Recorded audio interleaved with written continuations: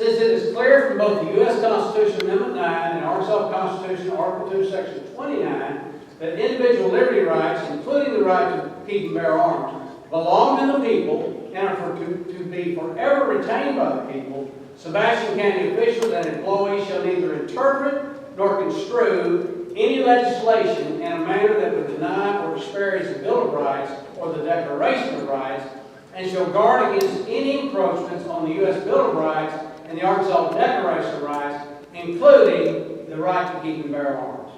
Finally, number 5, Sebastian County official employees shall support the Constitution, Amendment 9, and Arkansas Constitution, Article 2, Section 29, concepts that individual liberty rights enumerated in the U.S. Bill of Rights and the Arkansas Declaration of Rights, including the right to keep and bear arms, are accepted out of the general powers of the government and shall forever remain inviolate. Number 6, and this is key on the part that is defective in the proposed ordinance, due process.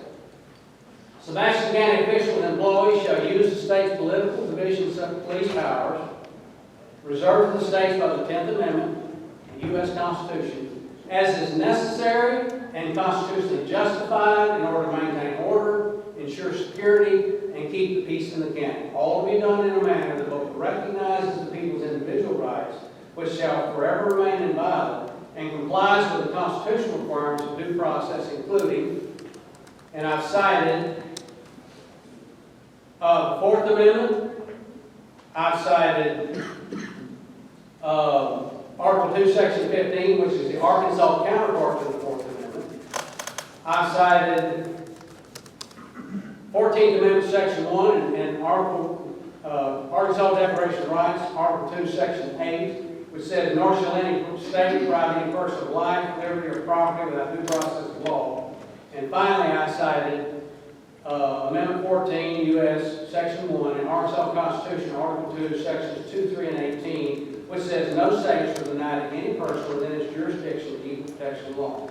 And then finally, redress of wrongs. In addition to asserting his or her due process rights, any person who believes his or her right to keep and bear arms, as enumerated by the 2nd Amendment, Article 2, Section 5 of the Arkansas Constitution, if they allege it's been violated, they may seek redress through the civil process for in Arkansas, and here's another constitutional right under the Declaration of Rights, which are 29 of them, in Article 2 of the Arkansas Constitution. It says, quote, every person is entitled to a certain remedy in the laws for all injuries or wrongs he may receive in his person, property, or character. He ought to obtain justice freely and without purchase, completely and without denial, promptly and without delay, conformably to the laws.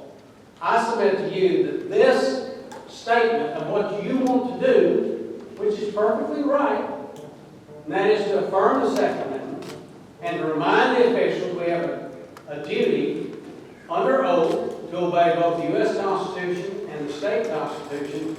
This wording is wording that does not violate the Arkansas Constitution, which says you cannot abrogate a state law, and furthermore says, the General Assembly says, counties and local governments, we want you to stay out of the business of regulating firearms. That's what we find ourselves. If we ignore that, I submit to you, and I'm here to tell you, that you've been told that those provisions exist in the Arkansas Constitution and in Arkansas law. And if you ignore those and go forward and pass this first ordinance, I think it's a violation of oath to obey the Constitution of the state of Arkansas. That's my message. That's my message. You know, I'm concealed carry license. I love the 2nd Amendment. I love the Constitution. I want people to pay attention to Article 2 of the Arkansas Constitution. There's 29 things in it. We have an amazing constitutional system. Amazing. We've been through 230 years or so trying to figure out what all that means. We're still trying to figure out what it all means. But that document, you know, it was a miracle of Philadelphia. That document, I believe, it was just a divine moment, just where a whole lot of things came together. I put it right up there with Scripture. Almost. Not quite. I can't go that far. Almost. It's not God's flat out. Second Amendment is alive, the Second Amendment is breathing. The origin of this is our natural rights, our God-given rights, our inalienable rights. You know why they're inalienable? Because God gave them to us and the government can't take them away from us. That's why. And that's what this Constitution stands for. I'm saying use the right language to do the right thing for the right reason. What's the right reason? Nullification is really what Ms. Hall is pushing. She wants the states to stand up and exercise their rights under the 10th Amendment on behalf of the people who have their powers under the 10th Amendment, on behalf of all the people whose rights are given to them inviolate under the 9th Amendment, to stand up and say, wait just a minute, you're going too far. The U.S. Constitution provides delegated powers to the federal government. It reserves all the undelegated powers to the state government.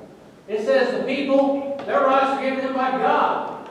Fundamentally, the reason we have a Second Amendment is because we have a natural right to defend ourselves. The Arkansas Criminal Code says that we are justified by doing what? Using force to defend ourselves or others in a situation where it's a choice of evil or in the execution of public duty. And I'm telling you, these officers right here, don't let them down. Don't take their power away from them. Give them the opportunity to maintain order, ensure security, and keep peace in this county.